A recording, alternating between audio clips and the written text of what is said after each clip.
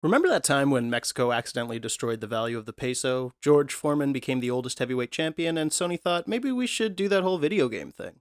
Today I'm talking about that one from 1995, the Brady Bunch movie.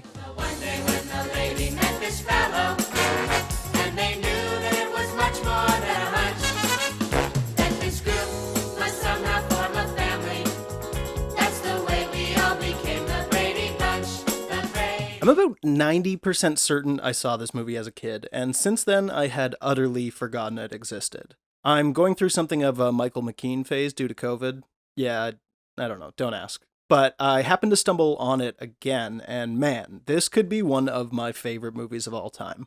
And that's why I called this meeting. Through this stuffed medley of callbacks, lampshading, and ridiculing the source material, while simultaneously finding new and interesting ways to generate laughs from a modern audience, this movie becomes one of the most creatively intriguing films I've seen in a long time.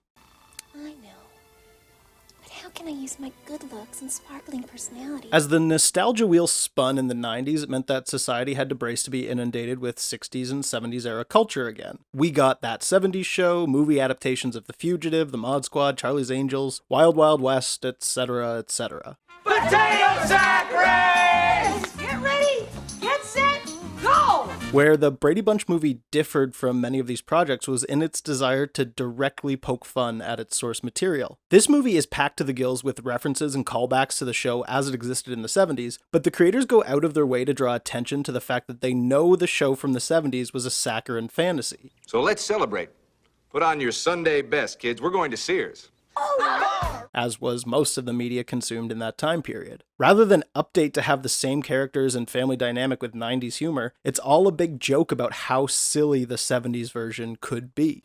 If you judge your friends for passing judgment on you, you're not only judging yourself, you're judging your friends for judging you, and that would be using bad judgment. I never thought of it that way. When the Bradys joke around with each other, the palpable hold for laughs while making silly faces is hilarious. The characters will ham to the camera in such a clear derision for how over the top and out of touch that style of humor has become. This script does such a great job of making fun of the tropes of the 70s that even though I have never seen the Brady Bunch, their allusions are so clear that it easily comes across. They continually refer to the guy that Marsha wants to date as the big man on campus in such an amazingly out-of-touch way that the audience immediately understands that phrase must have been used unironically within the context of the original. Big man on campus, huh?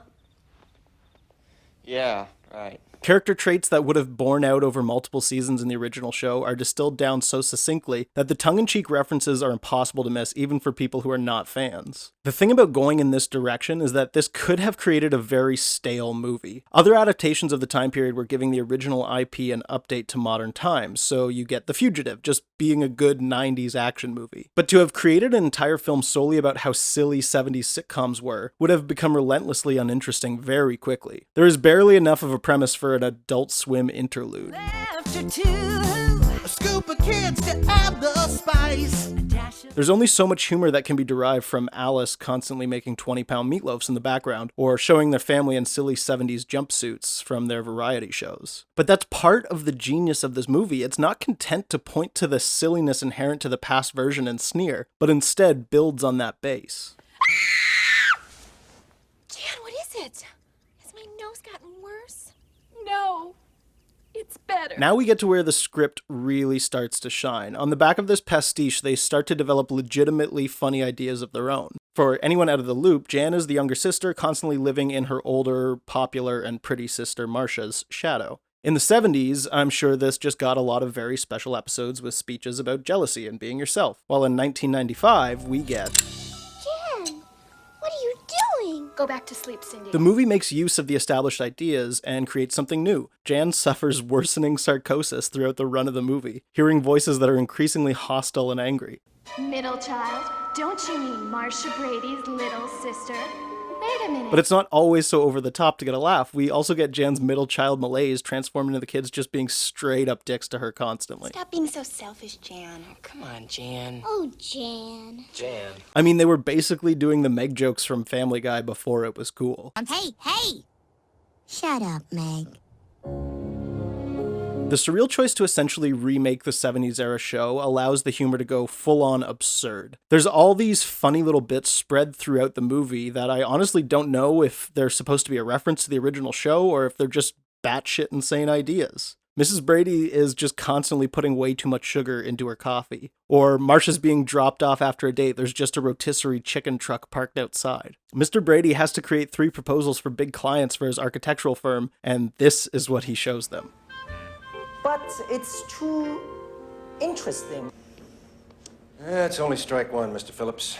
I think what I love most about these jokes is that I can't tell if they are supposed to be inside jokes about the original show. If they are, they're still pretty funny, but if they're not, they're so bizarre and out of place that the fact that they were even able to make it into a mainstream movie in 1995 is amazing. There's only one downside to the modernizing of the humor as I see it. For some reason, the 90s were really into jokes that kind of allude to sex or penises and vaginas. Think like Austin Powers style comedy. One Swedish-made penis enlarger pump.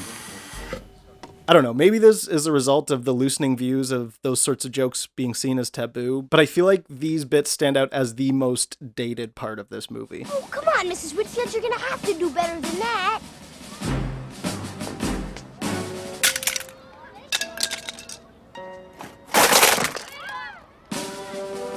They dip into this well quite a bit. Some of them are kind of funny, usually when they're referencing dialogue from the original show. I think I just felt your tongue in my mouth. It's called a French kiss, Charlie. Marcia, I gotta go. Something suddenly came up. In the end, it's not a huge distraction from the legitimately funny parts. I think it benefits greatly from not being the sole source of the humor in this movie. And if you don't believe me, go back and watch Austin Powers without nostalgia goggles, and man, it's not good. So this whole time I have failed to mention one of the key aspects of this adaptation. From everything so far, you might expect this story takes place in the 70s, or else in some timeless sitcom reality that's content to rest on the established show it's based on. No, this movie takes place in the year of our Lord, 1995.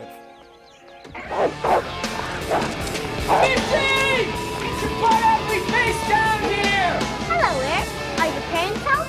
Blow off, cheeseball. This is such a weird idea. I have no clue how this got made in 1995, but it's one of the most amazingly creative ideas for an adaptation I have ever heard of. The movie opens with a montage of modern-day California, highlighting the nastiest issues facing society in that moment. Wildfires, gang violence, and all other manner of pearl-clutchingly vile boogeymen that you might see on the news in 1995. The Bradys exist as they did in the 70s for some reason, and the cluelessness of their overly saccharine interactions with the outside world are fucking brilliant.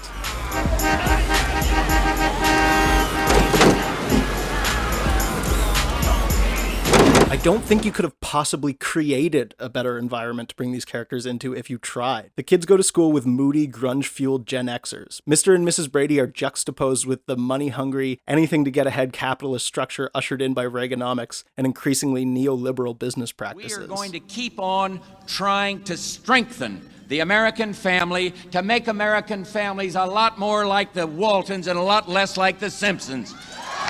McKean and Jean Smart, as the neighbors, are made so over the top to highlight the difference in values from the two time periods. Their kids are essentially hellish Bart Simpson types designed specifically to clash with the Brady kids. You're about to sink. No, not a clue. She wants the Brady's mail, Larry!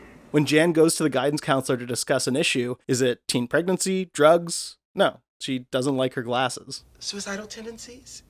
No, it's my stupid glasses. Greg is a pariah at school because, well, just look at this wiener.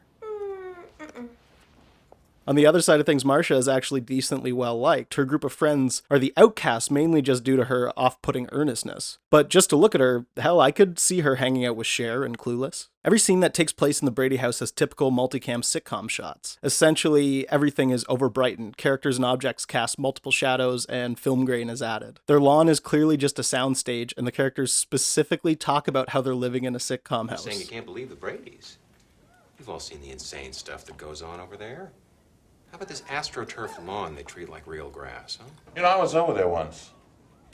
One bathroom for 9 people. Get out. Come on, stop. And Please. I never did see a toilet. Oh, please, they've got to. If you don't believe that this movie is so ahead of its time yet, it's got freaking RuPaul in it. And girl, you better work.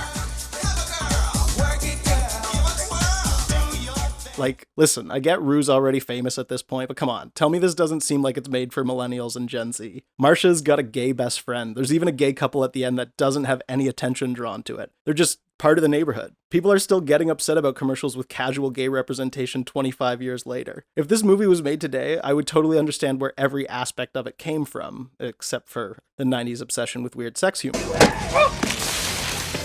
The weird thing is, this movie was made for my parents. It was made for people who grew up watching the Brady Bunch, but it doesn't feel like their mentality at all. The absolute absurdity that this movie strives for feels like the kind of comedy that wouldn't see its heyday for at least another decade, if not longer. This feels like the type of subversive comedy that I would grow up watching and connecting with. Those are awesome. No, they're not awesome. There's a big difference between awesome and extremely expensive. So how did you get the money to buy all those swords? That's just so cool. I don't have the money to buy all these swords. And if you think my praise is over the top, that this could very well be in keeping with a very Gen X mentality, I would draw your attention to the earnestness at the heart of this story. I feel like millennials are very much shaped by the previous two generations. We got Gen X's gloominess and irreverence, but it didn't result in myopic hopelessness. Instead, we got empathy and compassion from the media of our parents' generation as well. The Bradys are the butt of the joke often, but the movie's message isn't, look how stupid these freaks are. It wraps up very much the same way one of these 70s sitcoms would have. Hopeful. A happy ending. Old-fashioned, but these things are important, and they're not for sale. This is our neighborhood, and we're staying. The argument could be made that the very premise forces this outcome. Joining these two time periods together would need to thread that line. But the interesting thing here is to look at a very Brady sequel, which attempts the same setting and does it much, much worse. All of the juxtaposition of the Brady's eccentricities with modern times are essentially forgotten, and the movie instead just relies on telling what could have been an episode of the show in the 70s with sex jokes tossed in. What does she have that I don't have? There's something so effortlessly hilarious about what they've done here. One of my favorite jokes is that Marsha continually talks about Davy Jones, just like in the TV show. But when he finally appears, it's 1990s Davy Jones.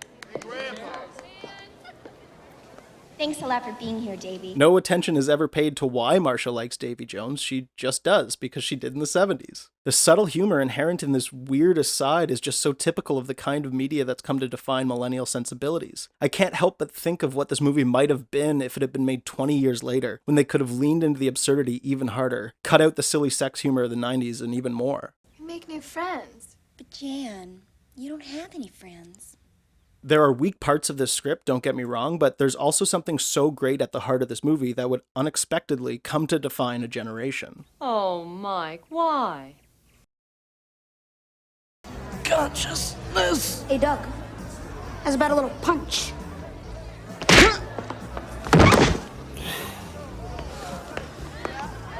Is he dead?